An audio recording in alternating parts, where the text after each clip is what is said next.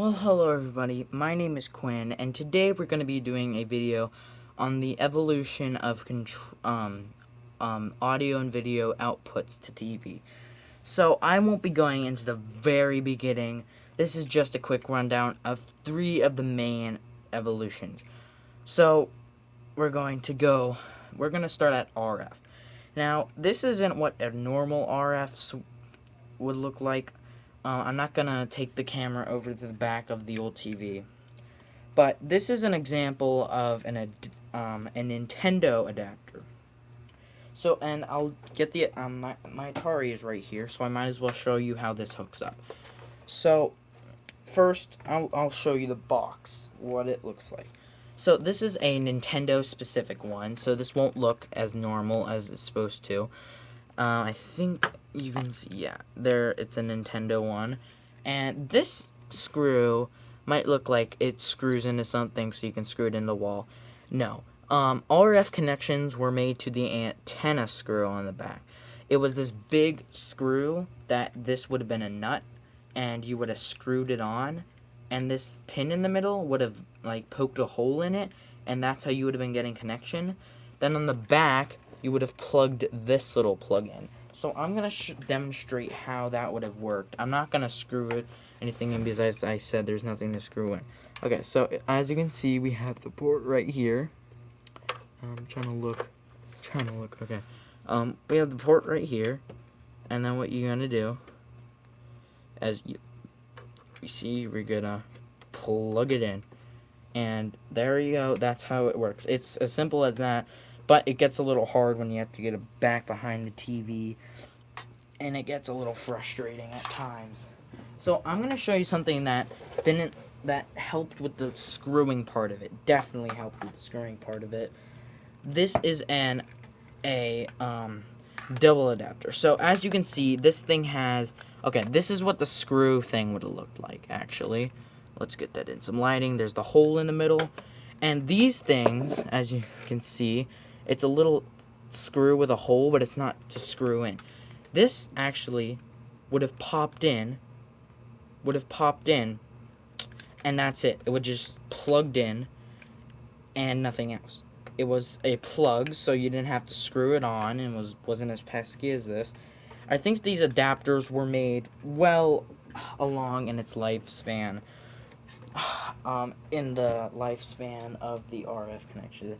So now we're going to be getting to the connection that actually most consoles don't use this anymore. But if you have like a VHS player or a somewhat old DVD player, they probably use this. They used AV, standing for audio and video. So here we have the 3 chords which you'll normally find on AV. Now, let me show you the end. So, the end of it could vary. This is a PlayStation 1.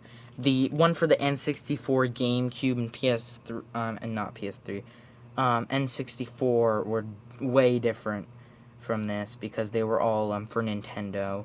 This is all a branding thing. So we have the red and white chords were for audio, and the yellow cord was for video. So, you would plug most consoles, most TVs from the time, if it was long enough ago, which actually the first Nintendo console, the NES, used just these 2, which at the time, for that type of console, it was pretty normal for just to have 2. But then later consoles, like this is a PlayStation 1 thing, used both of them. You don't have to use all of them, like this tiny TV that's stuck on the stand. I only use the red and yellow ones because audio and video, and the red video has a lot more importance. So we're going to move on to present day with HDMI. Now, just wait. This is what an HDMI cord would look like. And then on the other end, we have an HDMI mini. So, HDMI minis were more for, if the console had HDMI mini. sometimes the consoles were small enough to support it, needed it. If you didn't want to spend the extra money, you could buy it. I'm not sure what the video difference would be, actually, but HDMI is what is on present day consoles, and it definitely is probably the best we've ever seen from a video out. It's a lot smoother, as you see.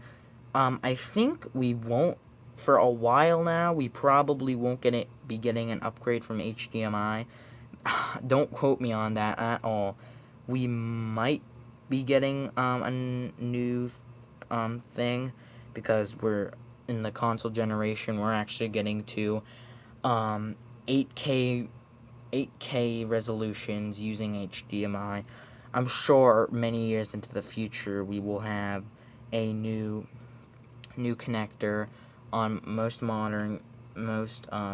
futuristic consoles that will have a way better graphics than we could have ever imagined. So that's just a quick rundown of the three main connectors to TVs that were used on consoles, mainly from the 1970s to the from the 1970s to present day. So I say 1970s, but the actual 1970 part of it would have been the RF box. As I said, I can't go to show you it right now, but the RF box had a TV computer switch, which you would have had. You would plug in antenna to it. Okay, so most TVs had screws on the back. Not screws to unscrew it, screws that you could put this box in, and instead of screwing it in, it would have been a, completely different RF connection. But with an adapter like the Nintendo one I showed you, that box is not needed. But maybe in a future video I'll show you how different RF connections work, because there are a lot of them. But with the HDMI, there's HDMI mini to HDMI, and I probably won't be going over power supplies because they all basically work the same. So I hope you enjoyed this video. Maybe this taught you something, and maybe you learned something new and interesting. So I really just hope you enjoyed this video and this gave you some information. Peace.